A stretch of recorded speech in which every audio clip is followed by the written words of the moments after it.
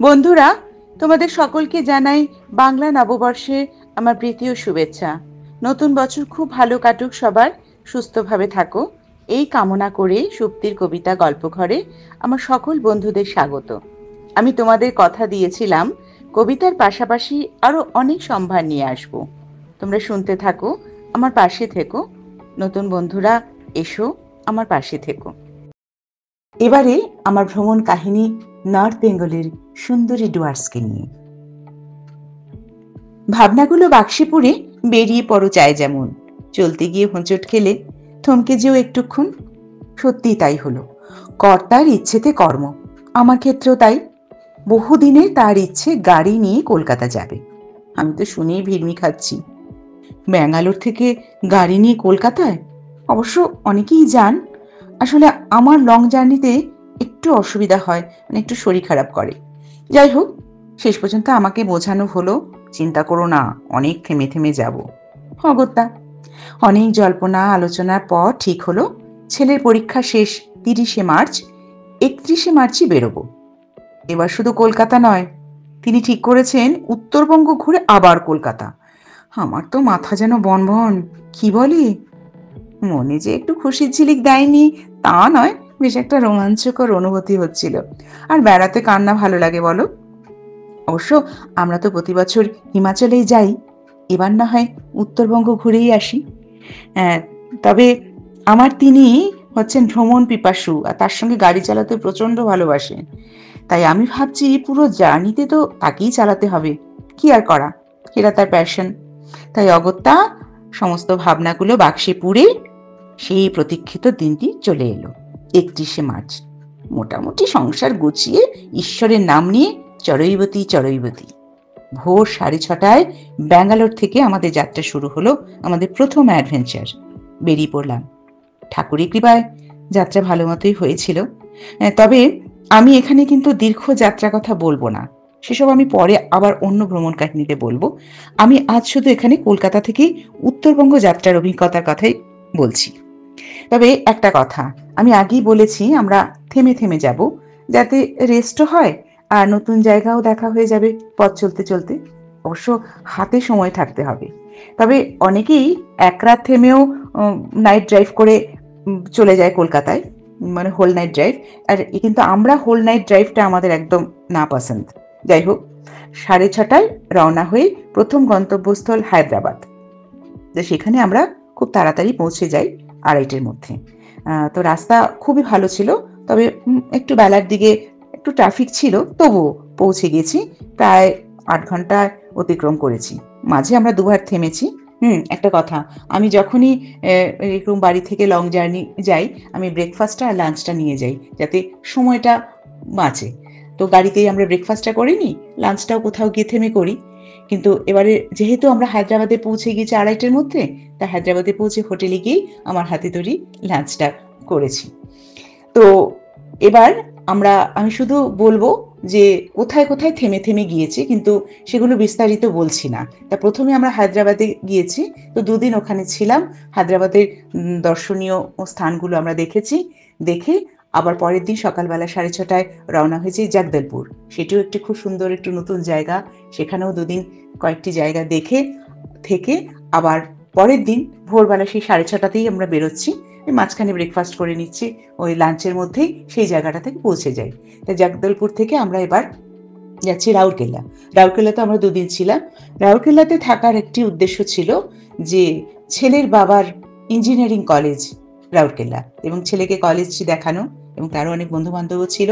তাই ওখানে 2 দিন আমরা ছিলাম এবং অসাধারণ একটি কলেজ ক্যাম্পাস দেখলাম। এবার রাউরকেল্লা থেকে আমরা জামশেদপুর যাচ্ছি, যে সেখানে আমাদের এক আত্মীয় ছিল, তাদের সঙ্গেও দেখা হবে। সেখানেও 2 রাত কাটিয়ে জামশেদপুরে কিছু দ্রষ্টব্য স্থান দেখে আমরা 8ই এপ্রিল কলকাতায় পৌঁছই। তারপর 15ই এপ্রিল বাংলা নববর্ষের শুভক্ষণে শুরু হলো আমাদের দ্বিতীয় অ্যাডভেঞ্চার উত্তরবঙ্গের উদ্দেশ্যে। ভোর 6:30টায় রওনা হয়েছি। 410 কিলোমিটার পথ আমরা 10 ঘন্টায় অতিক্রম করে বিকেল 6টায় রায়গঞ্জ এলাম। অবশ্য গাড়িতেই, সে বাড়ি থেকে বেরিয়েছিলাম যখন, সে গাড়িতে আমরা ব্রেকফাস্টটা করেছি এবং মাঝখানে আমরা ফারাক্কায় লাঞ্চ করেছি। তবে একটা কথা এখানে বলছি যে ফারাক্কায় লাঞ্চটা করেছি এই কারণে আরো যে ফারাক্কা এনটিপিসি পাওয়ার প্ল্যান্টে আমার কর্তার কাজের সূত্রে উনি ওখানে টাউনশিপে ছিল, তো এবং ছেলেকে একটু ঘুরিয়ে দেখার ইচ্ছে ছিল সেই টাউনশিপটা, তো এই সুযোগে সেটা হয়ে গেল। এরপর আমরা রায়গঞ্জে পৌঁছে গেলাম রাত্রি যাপন। 16 তারিখ রায়গঞ্জ থেকে ব্রেকফাস্ট করে 8:30 নাগাদ বেরিয়ে পড়লাম 200 কিলোমিটার দূরত্ব, প্রায় 7 ঘন্টায়। বেলা 1টা নাগাদ এলাম গাজলডোবায়। নামটা শুনে তোমার নাকটা কি কুঁচকে গেল? পৌঁছেই এক মুগ্ধতায় প্রথম দর্শনে মন কেড়ে নিল। গাজলডোবার সাজানো গোছানো প্রাকৃতিক সৌন্দর্য বুঝিয়ে দিল, নাম শুনেই তার গুণে মাপকাঠিতে যেও না। এই রিসোর্টের নাম আমাকে আরো চমকে দিল, ভোরের আলো। সত্যি সে অহনা।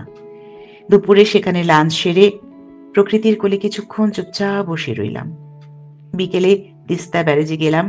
বিরাট ব্যারেজ, মৃদু মন্দ হাওয়ায় হেঁটে পার হলাম। তিস্তার ওপারে সূর্যদেব অস্তগামী। গোধূলি আলোয় চারিদিকে এক আভা। সেখানে প্রচুর মাছ ভাজা নিয়ে বসেছে গ্রামের লোকজন, চিংড়ি, বড়লি। আমরা একটু খেলাম। ফিরে এসে তাড়াতাড়ি রাতের খাওয়া সেরে শুয়ে পড়লাম। পরের দিন মানে 17 তারিখ ভোরের আলোর ভোর দেখে বেরিয়ে পড়লাম 6:30টায়। এবারে গন্তব্য জয়ন্তী। আমরা এবার ধীরে ধীরে ডুয়ার্সে প্রবেশ করছি। 153 কিলোমিটার দূরত্ব অতিক্রম করলাম 4 ঘন্টায়। সকালে খাবার ওরাই সঙ্গে দিয়ে দিয়েছিল। তো সকাল 10টায় জয়ন্তীতে পৌঁছলাম। জয়ন্তী বন দপ্তরের এলাকায় পড়ে, তাই টিকিট কেটে ঢুকতে হলো। জয়ন্তী প্রকৃতি কোলে নিজস্ব সৌন্দর্যে প্রতিভাত। একদিকে গভীর জঙ্গল, মাঝে জয়ন্তী নদী, একধারে আমাদের হোমস্টে। নামটাও খুব সুন্দর, মোহনচূড়া। মোহনচূড়া, মন ভরে গেল। সত্যি সে মোহনীয়। ডুয়ার্সের সব জায়গার নামগুলো খুব সুন্দর, প্রকৃতি যেন একেবারে উজাড় করে দিয়েছে। তবে আমরা এক মুহূর্ত সময় নষ্ট না করে ওদের জিপে করে জয়ন্তী নদীর উপর দিয়ে চললাম মহাকালের মন্দির দর্শনে। এই গ্রীষ্মের দাবদাহে প্রায় শুকনো জয়ন্তী নদীর উপর দিয়ে উঁচু নিচু পাথর ভেঙে আমাদের নিয়ে চলল মহাকালের মন্দির দর্শনে। জিপ অনেক দূর গিয়ে আমাদের ছেড়ে দিল।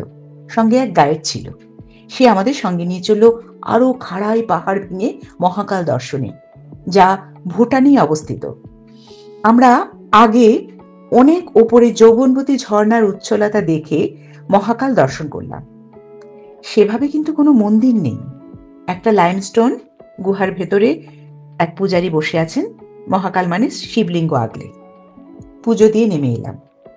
জয়ন্তী নদীর জলে কিছুটা নেমে মুখে মাথায় ঠান্ডা জলের ধারায় এ দাবদাহে এক স্নিগ্ধতার পরশ পেলাম। আবার জিপে ফিরছি। ঠিক ছিল পরের দিনও জয়ন্তী থাকবো এবং সকালে জঙ্গল সাফারিতে যাব। কিন্তু বাদ সাধল নিয়ম। কিছুদিন আগে নিয়ম জারি হয়েছে, মঙ্গলবার সব বন্ধ, জঙ্গল এলাকায় প্রবেশ নিষেধ। আর আমরা তো এসেছি সোমবার, তাই আমরা যদি এখান থেকে বেরোই প্রবেশ মানা। তাই আমরা মহাকাল দর্শন করে ফিরেই অন্য জিপে চলে গেলাম জঙ্গল সাফারিতে। প্রায় 1.5 ঘন্টা গভীর জঙ্গলে চলে গেলাম জিপে। এই গরমে জঙ্গলের জীবের আর বাইরে বেরোতে চাইনি, আরো গভীরে ঠান্ডায় থাকাই ভালো মনে করেছে। আমরা কিছুটা প্রায় নিরাশ হয়ে ফিরলাম। নিরাশ হলাম ঠিকই, তবে গভীর জঙ্গলে গিয়ে বন্যদের দর্শন পেলেই ভাগ্য ভালো, না পেলে নয়। আমার কিন্তু সেটা মনে হয় না।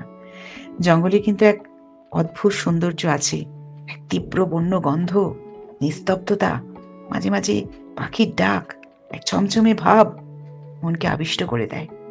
সেখানে বন্যজীবেরা তাদের জায়গায় থাকুক নিশ্চিন্তে, এটাই কাম্য। ফিরে এলাম মোহনচূড়ায় হোমস্টেতে। আসার সঙ্গে সঙ্গেই পরিপাটি করে দুপুরের খাবার পরিবেশন করলো। গরম ভাত, শুক্তো, ডাল, ঝুরঝুরে আলু ভাজা, আলু পটলের তরকারি, রুই মাছ, চাটনি, পাঁপড়, রসগোল্লা। বাবারে কি আতিথেয়তা! বঙ্গেই আছি, খাবারে আতিশয্য দেখেই বোঝা যায় বাঙালি রসনা তৃপ্ত করার সব ব্যবস্থা পাকা। দুপুরে খাওয়া দাওয়ার পরে বাইরে চেয়ার নিয়ে প্রকৃতি শোভা দেখছিলাম, আর এখানকার লোকজনের খুব সাধারণ জীবনযাত্রাও দেখছিলাম। বিকেলে চা না কফি জিজ্ঞেস করে নিয়ে তারপর চায়ের সঙ্গে গরম আলুর পকোড়া, পেঁয়াজি নিয়ে এলো। আমরা চা পান করে একটু সামনে হাঁটতে গেলাম। চারিদিক নিস্তব্ধ, চাঁদের আলোয় এক মায়াময় পরিবেশ। তবে বেশি দূর যাওয়া যায় না, কারণ অনেক বাধা নিষেধ আছে। তারা মানাই করেছে যে খুব বেশি দূরে যাবেন না। তাই ফিরে এলাম। কিছুক্ষণ পর রাতের খাবার নিয়ে এলো আবার। ভাত, রুটি, ডাল, বাঁধাকপির তরকারি, মাংস, মিষ্টি। আমরা তো বললাম, তোমরা নিয়ে যাও, আমরা এত খেতে পারবো না। তাই অল্প কিছু খেয়ে শুয়ে পড়লাম। ক্লান্তও ছিলাম। সকালে বেরিয়ে যাব, তাই ব্রেকফাস্ট করলাম। ব্রেকফাস্টেও লুচি, তরকারি, ডিম, পাউরুটি, মিষ্টি, এবার যা ইচ্ছে। সত্যিই অসাধারণ দেখভাল। আমরা মুগ্ধ হয়ে গেলাম। তো যাই হোক, ব্রেকফাস্ট করে, এখানে যেহেতু এত নিয়ম, তাই এই 18 তারিখ আমরা বেরিয়ে এলাম চিলাপাতায়, মোহনচুরারই আরেকটি হোমস্টেতে। মানে যাবার পথে গেলাম সিকিয়াঝোড়া। সেও এক জঙ্গল এলাকা। আসলে ডুয়ার্স সবুজ শ্যামলিমায় আবৃত এক সুন্দরী কন্যা, যেখানেই চোখ যায় সবুজ। এই সিকিয়াঝোড়া জঙ্গল এলাকার একটা ক্যানেলের মতো আছে, সেখানে বোটিং হয়। আমরাও টিকিট কেটে নিলাম। এই অভিজ্ঞতা কেউ ছাড়ে? কিছু সহজ সরল মহিলারা খাবারের ব্যবস্থা করেন। যারা নৌকোবিহারে যাবেন, যাবার আগে দুপুরে কি খাবেন ওদের বলে দিলে ওরা তৈরি করে দেবে। আমরা ডিমে ঝোল ভাত বলে দিয়ে নৌকোবিহারে গেলাম। বেশ একটা রোমাঞ্চকর অনুভূতি। সেই যে বললাম না, এক নিস্তব্ধতা, চারিদিকে ঘন জঙ্গল, মাঝখান দিয়ে আমরা চলেছি। যে কোনো মুহূর্তে হাতি এসে পড়তে পারে। বেশ একটা ভয় ভয় ভাব।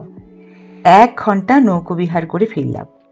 এসে একেবারে আড়ম্বরহীন, কিন্তু ওদের আন্তরিকতায় সেই ডিমের ঝোল ভাত তৃপ্তির সঙ্গে খেয়ে ফিরলাম চিলাপাতায়। বিকেলে গেলাম আলিপুরদুয়ারে এক আত্মীয়ের বাড়ি। সেখানে দারুণ আনন্দ করে রাতের খাবার খেয়ে গা ছমছম জঙ্গল পার হয়ে প্রায় রাত 10:30টায় ফিরলাম চিলাপাতায়। বন্ধুরা, আজকে এই পর্যন্ত। আবার বাকি অংশ শোনাবো কালকে। তোমরা সঙ্গে থাকো, শুনতে থাকো।